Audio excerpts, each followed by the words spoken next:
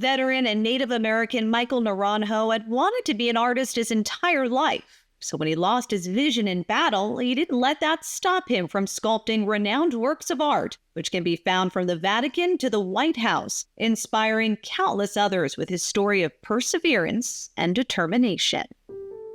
Drafted to the Vietnam War, Michael and his squad soon found themselves in the middle of an ambush when a grenade rolled into his hand and exploded, taking his eyesight along with the use of one of his hands. Recovering at the hospital but unsure of his future, a chance encounter gave him a reason to go on living. I was laying there in a hospital bed and a volunteer comes along and asked if there was anything I wanted. I always wanted to be a sculptor, even when I was a little boy. So I asked for some water-based clay. So I rolled out this old piece of clay and made an inch for him. And at that moment, I knew I could still be a sculptor if I worked at it. Now I had something to live for. Eventually, I had little shows. Articles came out in newspapers, and it started going. As time progressed, one day I realized I guess I'm a sculptor. But what it is an inner desire, a passion, a love, something you have to do. It's satisfying, it's rewarding, and you get acknowledgement for it. People ask, how do you do it? It's memories from the past, it's from reading books. But on rare occasions, I'll get one from a dream. But now it's imprinted a bit in my mind's eye. And once I sit down with the material, I can recreate it as best I can.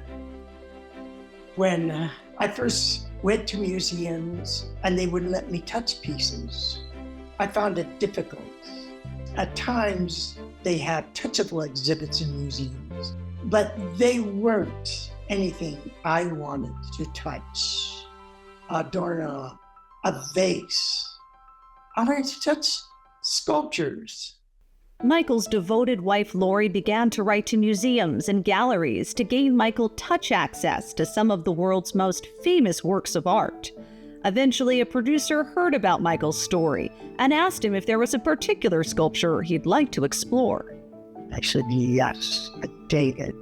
Within a few short months, it was all arranged. A special scaffolding would be built around Michelangelo's David in Florence, Italy, so that Michael could scale the massive sculpture and come face to face with one of history's most beloved works of art. And I slowly started looking at his face. It has hearts in his pupils. His pupils are made of hearts. I felt this funny feeling coming down the back of my neck, down my back, and I could feel the tears welling up. And he's just amazing, incredible.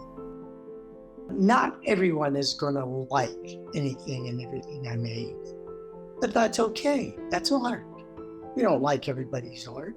We like certain things for whatever reason that strikes our fancy, and if we're drawn to it, into it, and on occasions that's what some of my pieces do to people.